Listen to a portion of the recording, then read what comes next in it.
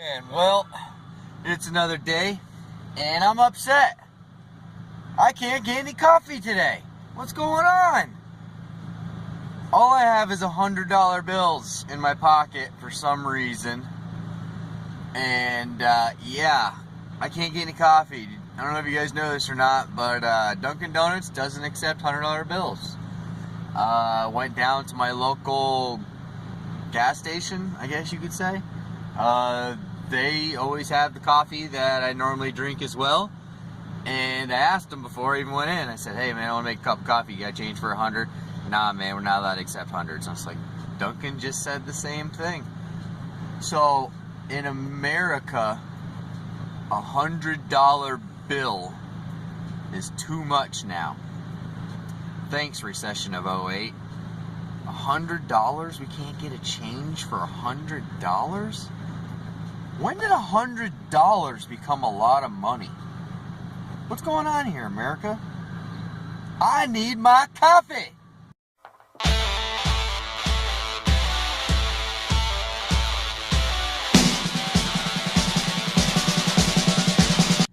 I had to talk this guy in the gas station to take my $100 bill to put gas in my car.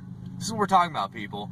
I walk up, I say, can I get $40 on pump one? And I hand him a $100 bill.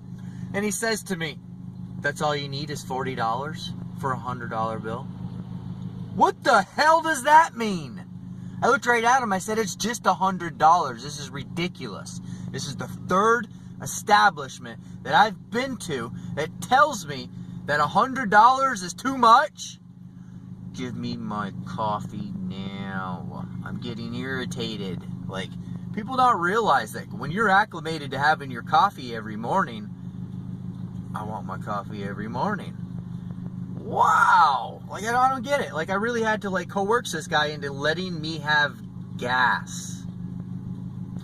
Well, got a full tank of gas. Finally got my change back from him. I couldn't even get the full 40 in there. All I could get was 30 something. People, what's going on here? Are we missing something here?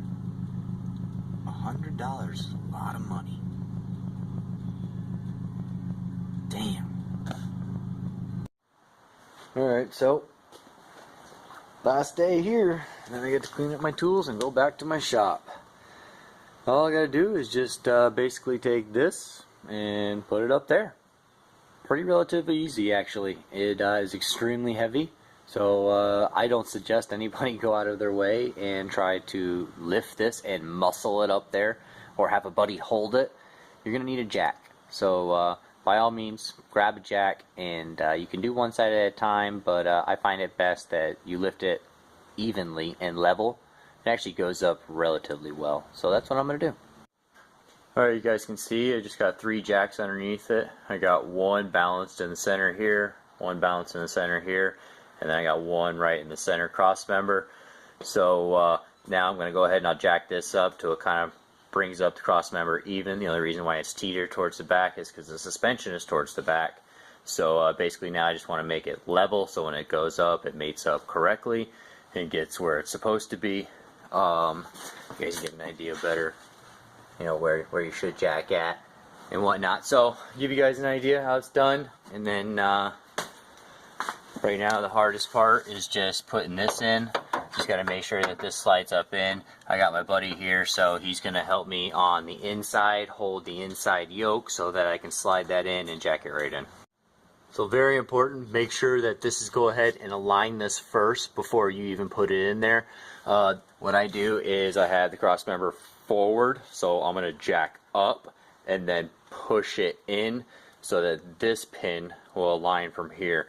So generally about 6 inches back is usually perfect enough to where you can, kind of get it in there and be good with it. Now you just jacked this up here, bring up the back section, it's going to level it all out, as you can see.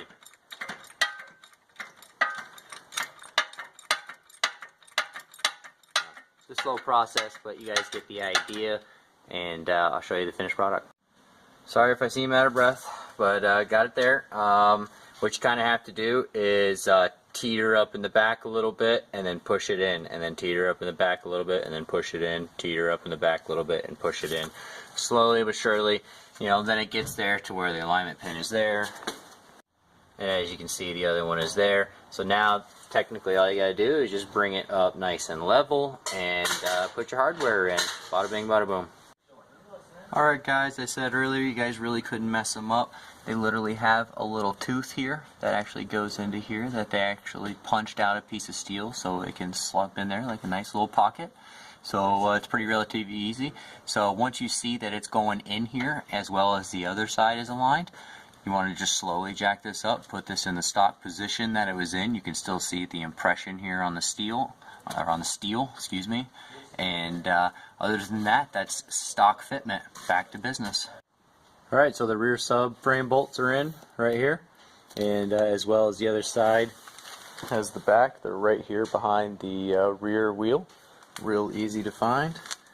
Boom, right there. Same placement on the other side. And the front, it's extremely easy as well. Right there. It's right here underneath the headlight. Just come right down, follow it. It's right there. Same placement on the other side. You zip those in. So now all we got to do is just slide the axles in. Alright, so there's the CV axle on the passenger side. Just in case you guys do forget, you know, you set them next to each other. This one's actually the female because right in there you'll actually see the carrier bearing. That's actually got the male socket that sticks out. So that actually just snaps right inside this male socket on the CV axle. And yep, other than that, it's pretty relatively easy. I probably can do it just by holding the camera and basically slide it right in here. Make sure it's in the groove. Alright, so it just goes in, you just give it a little snap and it snaps right in. Give it a little pull, yep, that's in there. And yep, she's made it in there. It's, you know, just make sure it's real good. You can hear it following out. I know it's in there. And all I gotta do is just unbutton this, see the axle nut, slide it into its designated grooves.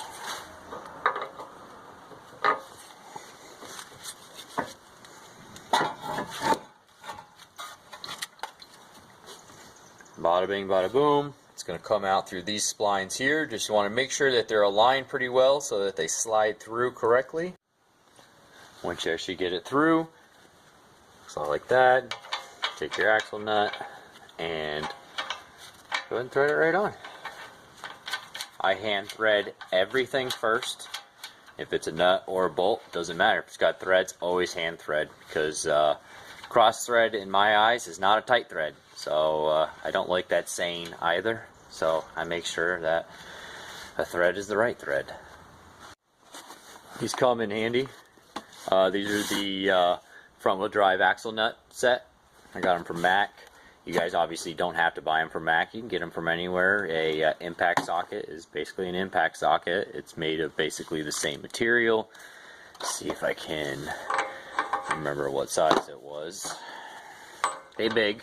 So you obviously need these axle nuts. A lot of socket sets do not come with the socket this big. I tend to hand thread them first all the way down, nice and tight, because I don't like drawing the impact all the way down on there. If you move the nut too fast on the threads, it actually is steel on steel. It does cut it, and it makes little fibers and you know, metal dust. So it's actually not a good thing to do because, I mean, obviously I analyze a lot of things. So, I mean, it is metal on metal. Unless you actually grease that, you know, it is what it is. But axle nuts, I don't like to grease the threads because I like to put them on tight because that's your drive.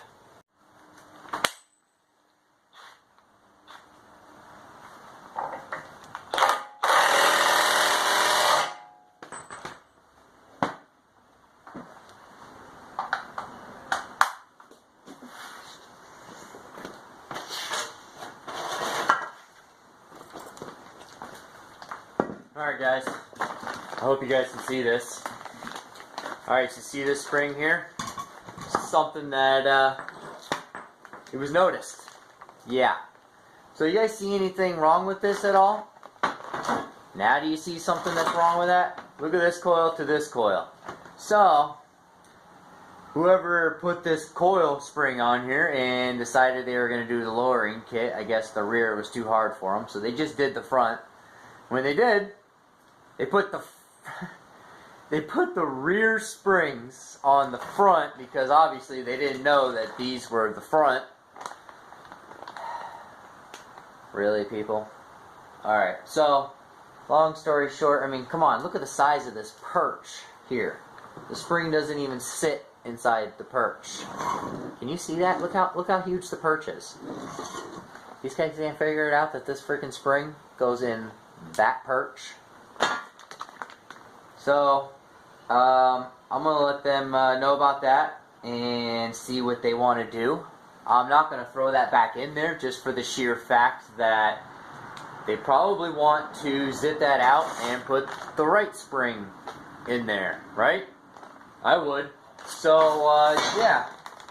This build is, it's got a lot to, things to be done to it, and it's got to be buttoned up. A couple things to go through it, but some odds and ends and whatnot that I keep seeing that basically need to be brought up to par. This is one of them. I can't be able to slap the wheels on today because it needs its end links, which I actually mentioned beforehand.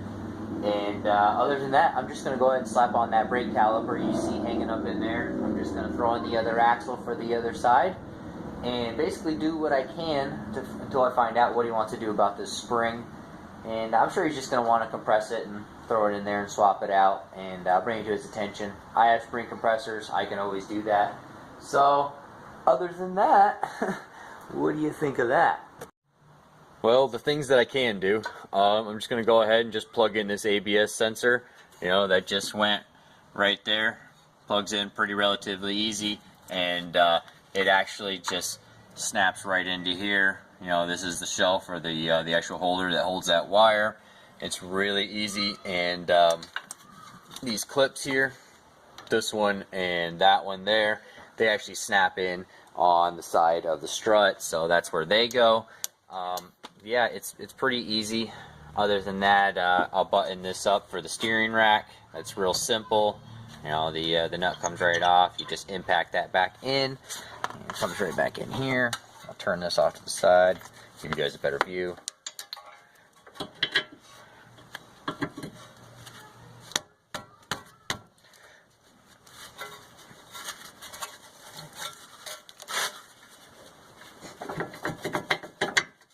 Wiggle, wiggle, wiggle. Okay, so yeah, you guys get the idea. That goes on, and the only thing that basically wraps this up is the brake caliper. Once I get the coilover in here, this will all go straight just like so. The coilover will, in the strut assembly here, as you guys can see the bolts here, those are the last remaining studs. They'll go in here, and then up and top in the perch there you can see the 3 studs. That's actually the top here of your coilover. So pretty relatively easy install. That's all that's left to button this up. So I'm just going to go ahead, run around the other side and slip the other axle in and give you guys an idea. It's the same thing. It's just this time it's a male. It's a male. It's got the snap ring on there. You guys can see that. So basically just a little bit of pressure and they snap right in. So I'm going to go ahead and just kind of slide that in there because this thing's kind of heavy. Let's see if I can do it again with one hand. I don't know if you guys can see that or not. Probably not. Alright, so there you go. That's the inside socket of the transmission. That's going to be your inlet. It is considered a female. This is the male. It's got snap ring, snaps right in there. So I'm going to go ahead and align this up. Make sure, again, your teeth are lined up correctly before you give it any pressure. Just snap it in. Alright, so that's it. That went in like butter. They actually go in extremely easy. Once they're snapped in, it does give a little bit of pressure, and usually, you know, popping them out can be an ordeal. I didn't show how to pop these out, so I am going to explain real quick how to do it. How I normally do it is I get on the inside here from the bottom of the vehicle, and I just use a pry bar just to pry it and separate it away from the actual transmission here. And I repeat on the other side with the carrier, with the female side, passenger side, and basically just manipulate it with pressure and pull it out. It's pretty relatively easy. Hey guys, well, there it is. It's wrapped up. That's as far as I can go with it. That's basically everything that they hired me to do. I'm going to bring the coil springs to their attention. That way they can go ahead and swap those out. I'll probably just help them out and just compress them and not charge them anything. I do that a lot. I try to help out as many people as possible. You know, a lot of times people encounter a lot of bad mechanics, guys. Or maybe, you know, they have good intentions and maybe they just forgot, and a lot of people, they get busy and it's hard for them to focus. I'm not real sure about the situation on this car, but other than that, I mean, everything's tight now. Everything's as good as it can be, at least what I did, you know, personally. So the 240 actually is got some parts being ordered, so probably soon I should be getting another video to you guys about the LS conversion coils. I'll show you guys how to do that, and I actually noticed on YouTube there's not anybody showing how to make a sub harness, how to do that. So I'm going to show you guys how to make an OEM plug-and-play sub harness for your coil packs for your SR20. And what's great about me showing you this is even if you don't have an SR20, what I'm going to show you, you can easily just change the plugs for any kind of style coil pack you have. It's relatively the same wiring. So you guys pay attention to my channel, subscribe, you know, you might actually get to see something and learn something. So that's my main goal, is basically get as much knowledge out there as possible. You know, it's a great thing about YouTube is it's a point and click away. So thanks guys for watching. I hope you guys enjoyed, and I'm glad I'm done with the Civic and I can get back to my Subaru life. And man, I love my Subarus. It is what it is, you know. So thanks guys for watching, and I miss my cars with the stars.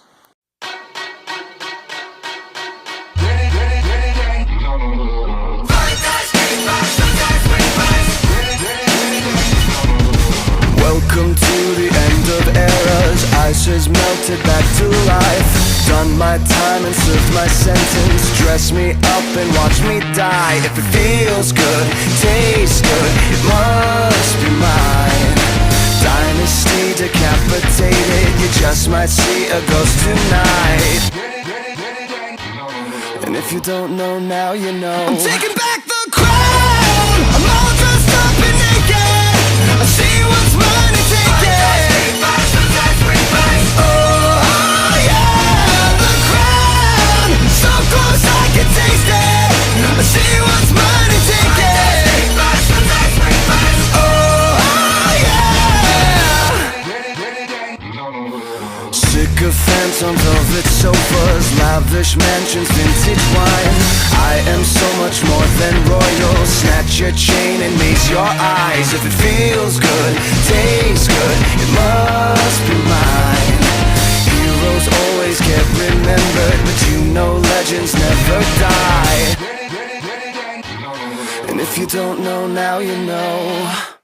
I'm taking back the crown. I'm all dressed up and naked. I see what's mine and take it.